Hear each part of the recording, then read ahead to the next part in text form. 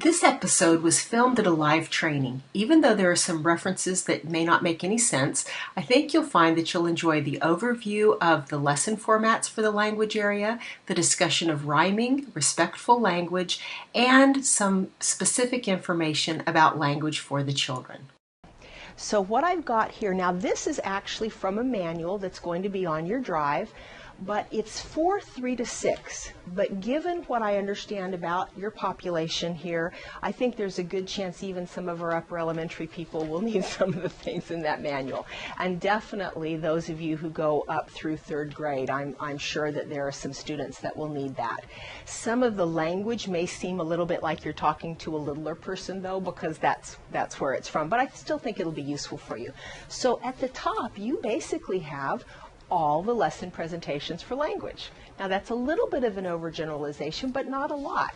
How many of you are familiar with the 3-period lesson in Montessori? Which means you just even kind of know what it is. It's like you're not completely ignorant of what I'm talking about. Okay, so most of you have at least some sense of it. I'm going to give you a 3-period lesson in just a minute, and then I'm going to show you how it kind of extends across the classroom. My turn, your turn is for anything that is kind of procedural.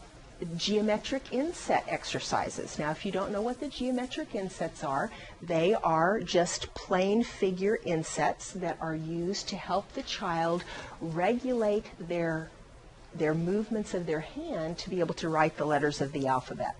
Now, we're not going to go into that, but it's going to be on the videos on the drive, it's going to be in your manuals, and it's a very, very simple lesson. But any of these kinds of things, you do it, the child does it. My turn, your turn. Pretty simple. And then the last one is variations of child participation. And this is one of the reasons that I did things the way that I did yesterday for those of you who were here. I didn't give you a lot of guidance, but I did set something up, didn't I? I told you that I gave you permission to use everything in the room. Why? What did I say I knew you were able to do without me giving you a lesson on it? How did I tell you I knew you could handle the materials without me giving you any additional help? Was I worried about you dumping them on the floor? Okay, so as long as the children can handle the materials respectfully, I would suggest to you not to be too hung up on the Montessori principle of you have to have a presentation before you do it. I'm not saying throw that out. I'm not saying that at all. But I'm going to ask you to look for places that throwing it out would be a good idea. Particularly if you have children who are coming to you who are older, if you have children who are coming to you who are very responsible, and if you have watchers.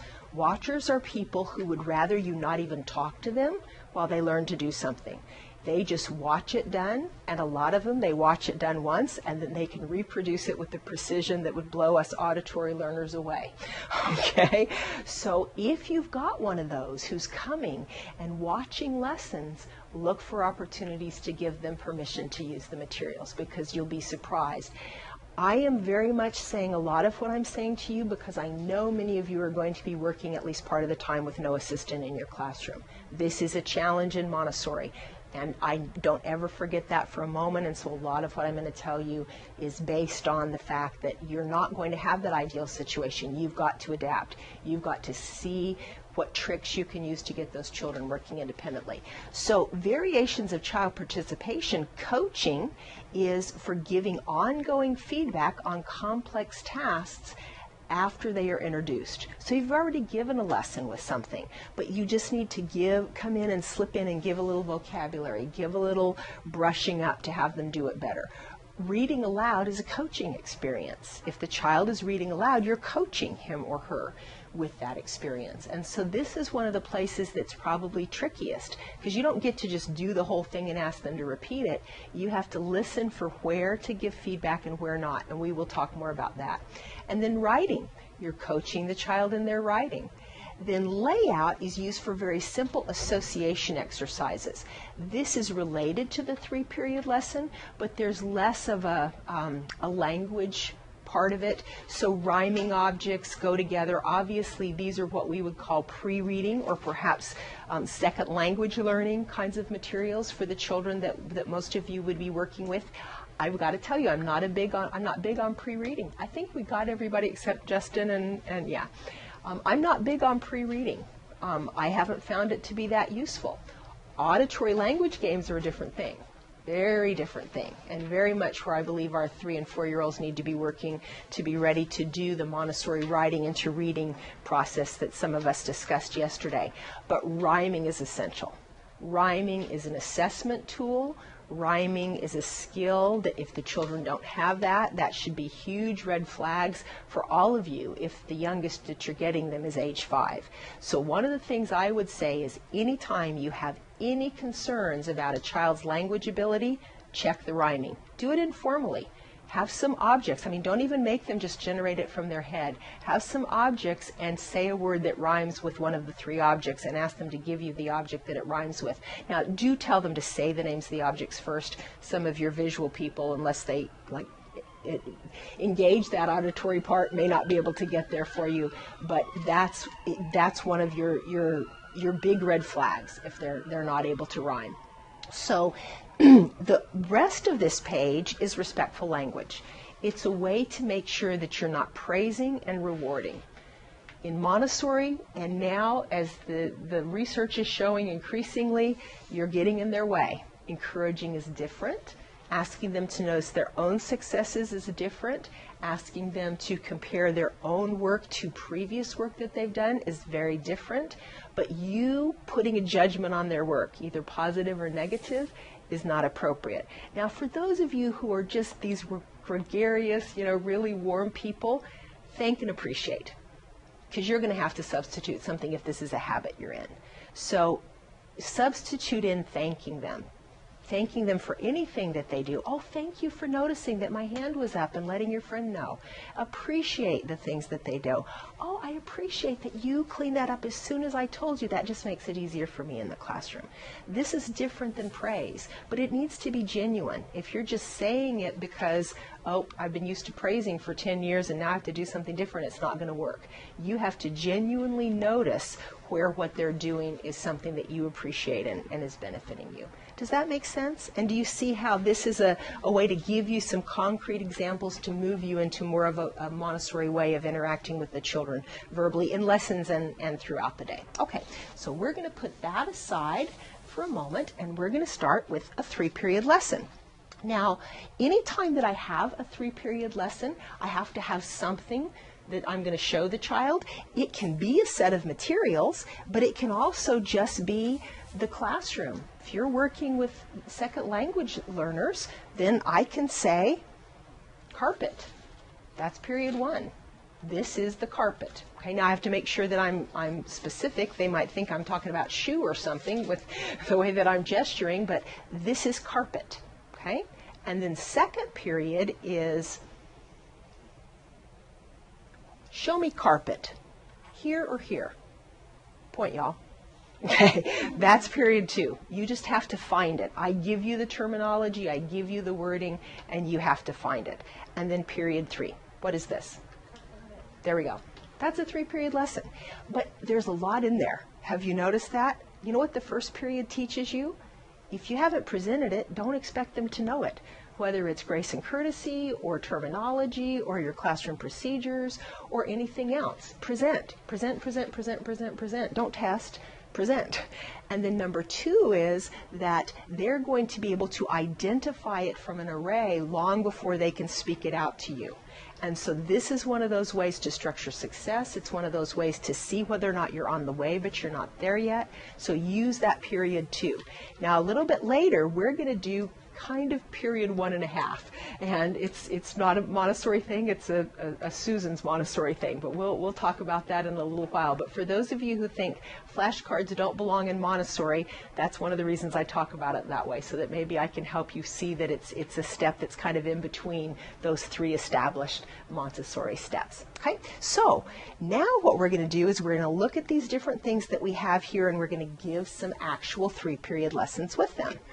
So I'm going to actually, well, I think I can do it that way. I'm going to move these great lesson books out of the way. So Susan, can I make a connection for the upward grade, the upper Please. And then obviously for all adults? So the 3-period lesson, when I first learned it, what I think of myself as an adult learner, it's like when I'm reading a novel and you hit this new word that you're like, man, I don't know what this word means. And so the first period is like you need to be taught it. So you look it up in a dictionary, or maybe you hit it on your Kindle and you learn it. And so therefore it's being modeled for you. The definition was given to you from your tool, period 1. So that's just like the teacher is the definition. The second time when I hit that word again, I'm going to recognize it. So that's like when she did the second one, like, what is this? And I'm like, oh, I know what this is now. I remember. But I probably at that moment am not capable of using that word in a sentence in my natural speech with someone, because I'm only in period 2. If I really want that word, I'll kind of bring it into my own vocabulary and I'll start trying it out. And that's just like period 3. So we as adult learners actually go through those same steps. All learners really do. And so it seems like, she showed it in a very basic way with vocabulary for a young learner, but we still use those 3 periods even as adult learners. Exactly. And I am so glad you said that, and here's why. Now, some of you may run across a new word and then overtly, consciously choose to use it in your conversation or in your writing. But I'm betting that more often than not, that's not what happens. More often than not, what happens is you're in a biology course. And so I'm going to use photosynthesis. I know that wouldn't be new to any of you in a biology course you would be attending, but I think it's a high enough principle to piggyback on what she's saying. When you first hear photosynthesis, and some of you may not know it enough that you feel like you could teach it, but when you first hear it, then you don't understand it. But as you see it in the biology text, and you hear it in the lecture, and then you see it referenced in something else that you're looking up, that is how you move from 2 to 3. That is how then when you're in a Montessori training, and it's the botany training that you're in, that then you feel comfortable saying, oh, that relates to when we're going to teach them photosynthesis. And it's not that you said, okay, I'm going to learn photosynthesis well enough to use it in a sentence. No, it's a natural kind of progression of exposure. And that's what your materials in your Montessori classroom give them, is that exposure so that it becomes a mastery level of understanding. Thank you. You'll notice that the materials that are shown in this episode are pretty easy to make. They are on a file that is part of the special that we have for September, the Reading and Writing Language Bundle. The files to make those materials are on that special. The flip books that you see at the very end are not, otherwise the exercises you see are part of that package. One of the things I'm going to point out here that I did yesterday that'll be a refresher for some of you and maybe new for some of you is that one of the beauties of Montessori is making abstracts concrete. The idea of a verb is entirely abstract. I mean, if I, would you just hold that for a second and hold it where I can grab it without grabbing your hand. If I grab it, I can show the child that. So that just became a little less abstract, didn't it? But the fact that grabbing and walking and talking are all the same kinds of words, this is purely an idea.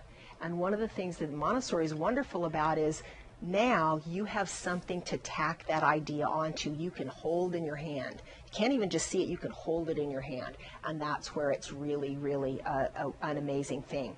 So when I present something like this, I would probably have 2 children at least that I'm presenting it to, and almost certainly a group in your situation, because you don't have time to do this individually. You might represent it in that coaching fashion I mentioned later on, but they would first have heard it in a small group. So we're sitting together in a small group. Is there anyone who would like to sound this out?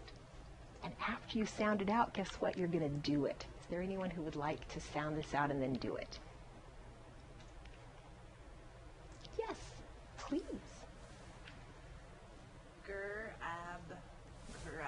grab. So would you like to grab?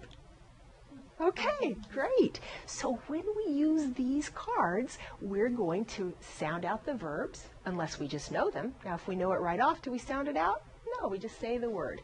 So we're going to say the word, sounding it out first if we need to, and then we're going to do it. And guess what? This is one we can do all together. So we're going to sound it out together, and then we're going to do it all together. Clap. Clap. Okay. Go ahead. All right. Now, if I were, I would clap with you, except that with my setup, can't really set it down. And so that's what we've got. We've got all these verbs. And guess what? I just finished the lesson. Unless I've got a group that's kind of, I'm worried about something, they're going to crunch the cards in their little hands or something, I'm going to leave them, I'm going to have them do the rest together, and I'm going on to the next lesson. That's the way some of your lessons are going to have to go. Unless you're doing that, especially some of those of you who are going to have an assistant for a short period of time, you're not going to be able to make the most of that assistant's time unless that's the kind of lessons that you're doing. Now, those of you who were here yesterday, how many sets of these are there? At least... Okay, I thought more people had explored this. Now, how many sets of these? At least 6. All right, and that's very, very purposeful, because once you have done one lesson with this, you don't have to give it again. You check in with it as long as you have taught the content. So this was skill. Skill was knowing how to use this material. Skill was sounding out the words. The content is what? The isolation of difficulty is short A. Exactly. So this is our new content. New content here, short I. New content here, short U, and so on. And so if your exercises are set up that way, how many of you are kind of familiar with your word study drawers in one of the classrooms? Okay, so not very many of you, that's okay. The word study drawers are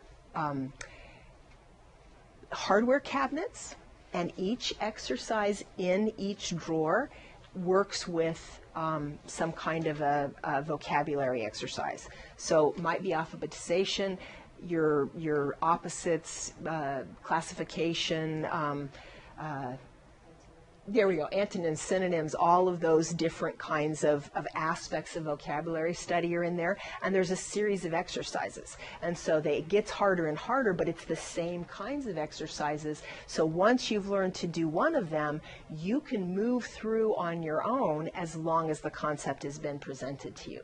And so one of the reasons that I'm doing this is so that you see how you need to present the procedure, and then you need to get them moving through that content on their own, and use your leaders in your classroom, your natural leaders and your cultivated leaders. Some of your cultivated leaders are going to be the ones who are going to go get everything for you before you have a lesson. You're not going to get it off the shelf. You're going to come over and point to it, and you're going to point to your rug, and you're going to say, please bring that to me when you come to the lesson, because that's how that movement-oriented child is going to contribute, especially if that may be the only way he or she can, if there's some really low language things going on there. Okay? So is there any questions about this part of this set of exercises? Yes? Do you ever do you teach them extensions, like maybe they can start writing their own words that fit into each category, or do kids just kind of generally figure out how to do stuff like that on their own? At your level, probably not. Yeah. And the reason that I didn't mention that is something that's going to generalize to almost everything that we do here. Oh, Justin, I think there's a chair right there. Any time that you've got discrete words, you've got an opportunity for writing the word itself or for writing short sentences. And I'll talk about how to use that one. I'm just putting you off purposely so people will think of it in a bigger set. So this is just a tiny book. We talked yesterday about how the smaller books are less intimidating. So what do you think is going to be in here? What kind of words? CVC words with which vowel? A. We are isolating the difficulty. This is a huge Montessori piece. Now, everything on here, short vowels, but once we have a list, we have a new possibility.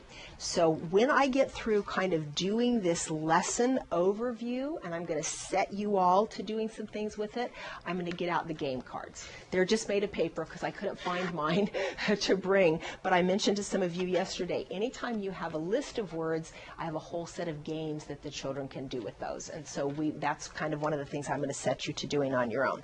So does everybody feel like they kind of know what's in this whole set of things? Great. Now I'm not going to go in depth into this. These are the way that I do what are sometimes called sight words, and the basic principles are that there is a picture cue for the most difficult part, which is the vowel sound, and if there is something unusual going on there, there's going to be something to help you out with that. So the A's are underlined here to tell you that's the vowel sound in cat. We have an unusual sound with this E, and it's the in sun. And then if there is a difficulty that it makes sense to just cross it out completely, because this silent E does not make the A say A, we've given that little clue there. With these clues, these words can be sounded out. They are just irregular words, and some of them aren't even that. So there's no reason to ask children to memorize them when they can learn how to decode them successfully. Now, the way that we present that is in a variety of forms. This is kind of a self-check or a test for that. So after you've learned the difficulties in all of those, this is a way you could practice with a friend without the helps, or with most of the helps missing. No, I guess I didn't put any of those in there. So that's a way to break it up. This is also part of your coaching. So if you are sitting and reading a phonetic book with a child, this would be sitting beside you. So then when we get to has, we can find it on the card, and we can point out that one of the problems with has is that well, actually, that's not a problem with has. Sorry, wrong card. Is that the S says its second sound. So that's the only thing that's difficult to decode in has if you haven't remembered that S has a second sound. And this breaks down for you what those skills are that you need to get them up to speed on when they're still a pink reader. TH is the constant digraph that they need for all these frequently encountered words. They must know the second sound of Z, and obviously the long E is the sound that they're going to need for some of the words that are going to show up before they learn all their CVCV